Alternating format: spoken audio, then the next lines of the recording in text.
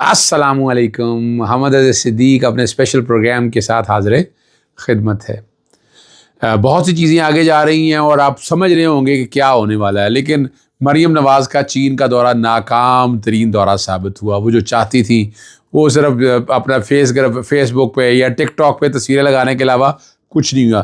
فیصل واڈا اور بیرسٹر گوہر کا جو خوشگوار موڈ رہا اس پہ بہت سی باتیں ہوتی رہیں، چلیں وہ ہونی ہے.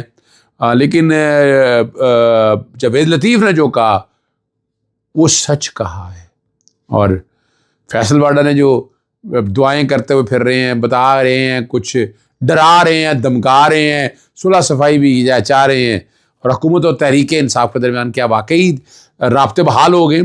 اچھا، پہلے تو میں آپ کے سامنے بتا دوں جو نا جی فیصل واڈا نے کہا دعا کریں عمران خان کو پھانسی نہیں عمر قید ہو، اپنی جان بچانی ہے تو بشرا بی بی کو طلاق دینا ہو. یہ میں نے اس پہ موضوع پہ گفتگو نہیں کرنا چاہ رہا تھا، لیکن اب ضروری ہو گیا اس امر کا کہ کنفیوژن بہت پھیلائی جا رہی ہے. ایک تو ذہن میں رکھیے گا بشرا بی بی بہت صابر خاتون ہے.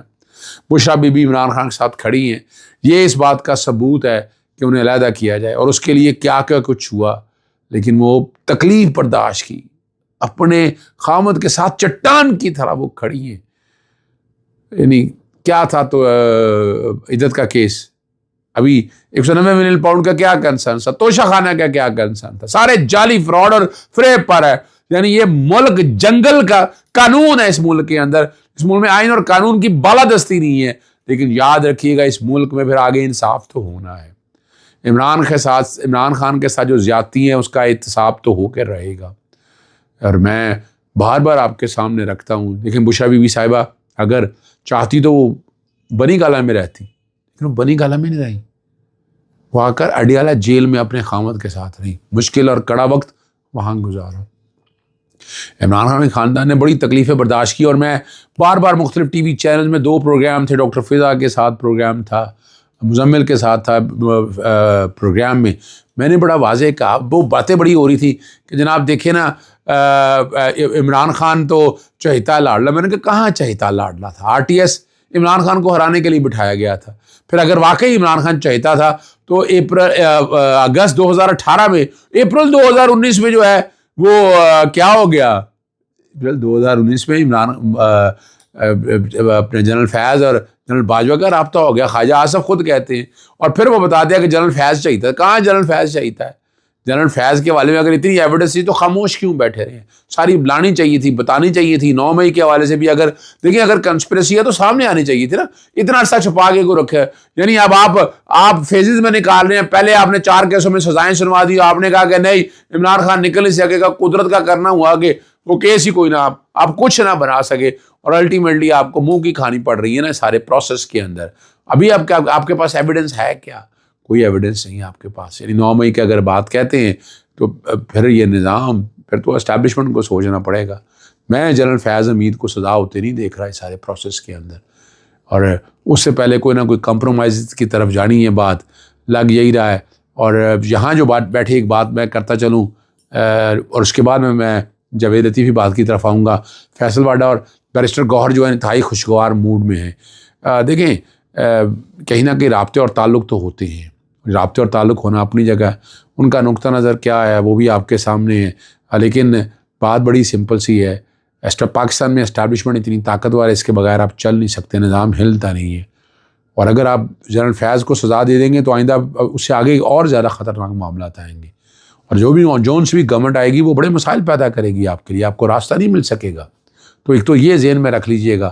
مجھے نہیں نظر آ رہا، میں نے باریکی سے بھی کچھ چیزوں کو دیکھا ہے، اور میں دیکھ رہا ہوں جنرل فیض نے جو کچھ بھی کیا وہ سارا کچھ سامنے ہے. اب الزام لگاتے رہیں، دھوتے رہیں، روتے رہیں، لیکن ان میں کسی بھی اگر آرمی ایکٹ کے تحت دیکھیں تو عمران خان کو سزا نہیں دی جا سکتی ہے.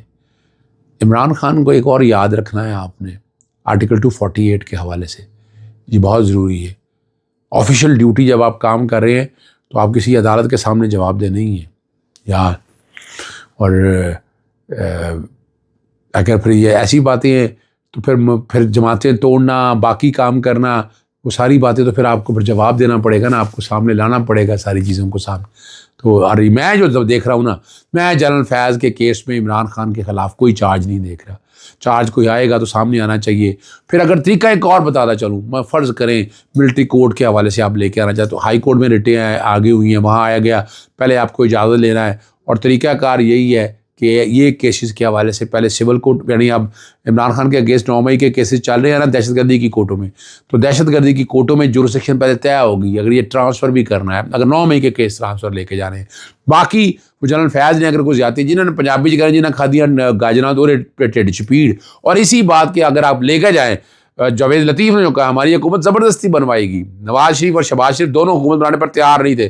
زبردست کس نے کہا تھا نہ بناتے تم لوگ، روکا ہے کسی نے؟ اور زبردستی عدم اعتماد کروایا گیا. اب سنے لفظ کیا ہے زبردستی، آپریشن رجیم چینج کیا، باتیں آنا شروع ہو گیا، ہم راضی نہیں تھے. پھر قوم سے معافی مانگو، اگر کال لیڈر کو اپنے شہباز شریف اور نواز شریف کو کہو کہ قوم سے معافی مانگے، کیوں نہیں بات کرتے آپ؟ وجہ کیا ہے؟ آپ اس سارے گناہ میں برابر کے شریک ہیں. آپ نے حکومت کے طور پر جس طرح عمران خان کو گرایا ہے وہ تاریخ کے چوراہوں میں لکھا گیا ہے. آپ کو ہانٹ کرتا رہے گا، تنگ کرتا رہے گا کہ آپ نے ناجائز کام کر کے جو یعنی اس حکومت گرانے کے نتیجے میں جتنی اموات ہوئی، جو حادثے ہوئے، جو ظلم، جو ستم کیا، 144 کی شکل میں، ڈیٹینشن آرڈر کی شکل، کسی شکل میں بھی آپ دیکھ لیں تو اس کی جواب دہی تو پھر ہوگی، اور وہ جواب دہی آپ کے گلے پڑنے والی ہے. یہ یاد رکھیے گا، وہ آپ کے گلے پڑنے والی ہے. آپ ان سے بچ نہیں سکیں گے، ٹھیک ہے نا جی. اور اب کیا ہے، اسی لیے اب یہ جو کہا جا رہا ہے نا کہ عمران خان نے کمیٹی بنائی ہے، عمران خان نے کمیٹی کسی کے کہنے پہ بنوائی ہوگی، پارٹی کے اندر لوگوں کا کثرت رائے کے حوالے سے.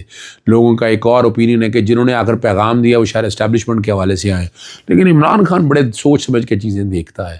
وہ ایسے نہیں کرتا کہ ان چیزوں کو ایسے ہوا میں لے رہا ہے. وہ دیکھ رہا ہے، سمجھ رہا ہے، اور ایک ایک چیز عمران خان کو بڑی وضاحت کے ساتھ سمجھ آ رہی ہے. اور اسی لیے جو ہے نا حکومت اور تحریک انصاف کے درمیان رابطے بحال. دیکھیں یہ تو حکومت نے اگر بچنا ہے 26 نومبر میں پکڑی جائے گی. اور میں نے بار بار میں کہتا ہوں کہ اگر خدا نخواستہ انٹرنیشنل کورٹ آف جسٹس میں آ گیا تو پاکستان کی بڑی جنگ آسائی ہونی. بنا لیں جوڈیشل کمیشن چاہیے 9 مئی کے حوالے سے بھی، 26 نومبر کے حوالے سے بچت ہو جائے گی آپ کی. ورنہ یہ معاملہ آپ کو کہاں بھی جہاں بھی آپ لے کے جائے تو بڑے مسائل رہیں گے. مریم صفدر جو چائنا میں بیٹھ کے لوگوں سے کر رہی ہیں، میر محمد علی صاحب جو ہیں ہمارے دوست ہیں میر صاحب، اور وہ جو تصویریں مریم صفدر لگاتی ہے وہ ساتھ لگا دیتے ہیں. وہ جن لوگوں سے مل رہی ہے، جن لوگوں سے باتیں کر رہی ہے، یعنی چائنا آپ کو لفٹ ہی نہیں کرا رہا اس طرح سے. وجہ کہ آپ نے سی پیک کا ستیہ ناش کر دیا، آپ نے سی پیک کو پروان نہیں چڑھنے دیا. اب چائنا کے بغیر آپ کچھ نہیں ہیں. آپ امریکن بلاک کے ساتھ یا باقی لوگوں کے ساتھ آپ جانا چاہتے ہیں، وہ آپ کی اپنی جگہ ہے. عمران خان کا قصور بھی یہ تھا کہ عمران خان نے وہ متھ توڑی، عمران خان کا نہیں. اور اگر آپ خطے میں توازن قائم کرنا چاہتے ہیں تو انڈیا سے سیکھ لیں. انڈیا نے اگر رشیا کے ساتھ گیا تو چائنا کے ساتھ اتنے کے تعلقات رکھے، لیکن رہا چائنا کے ساتھ، رشیا کے ساتھ، اور امریکہ کے ساتھ اتنا گیا. امریکہ اب ساتھ ان کے آ کر بیٹھ گیا. تو یہ سوچنے والی بات ہے. اور یاد رکھیے گا جی، ٹھیک ہے نا جی. اور میں آخر میں صرف اتنی سی بات بتاتا چلوں، ناکام ترین دورہ نکلا ہے مریم صفدر کا. جو مرضی کرتے رہیں، اور وہ کچھ بزنس مین گئے ہیں سنا ہے، اور بزنس مین کیا کرنا چاہیں گے وہ آپ سمجھ سکتے ہیں. کچھ بینکر گئے ہوئے ہیں، بینکر کیا کرنا چاہیں گے آپ سمجھ سکتے ہیں. حالات اگر آپ کہیں کہ آپ کے پاس کوئی جادو کی چھڑی تھی، وہ آپ کے پاس کچھ نہیں ہے. نہ آپ کے پاس کیپیسٹی ہے، نہ دنیا اعتبار کرتی ہے آپ کے پاس. آپ نے معیشت ویسی تباہ کر دی ہے. اللہ کرے کہ ملک آگے کی طرف جائے، لیکن نظر نہیں آ رہا کہ آپ لے جا سکیں گا. آخری بات بتاتا چلوں، عمران خان کل بھی اہم تھا، آج بھی اہم ہے، آئندہ بھی اہم ہے. اور یہ نظام عمران خان کے بغیر نہیں چلے گا. اجازت چاہتا ہوں. السلام علیکم. اللہ حافظ. پاکستان زندہ باد.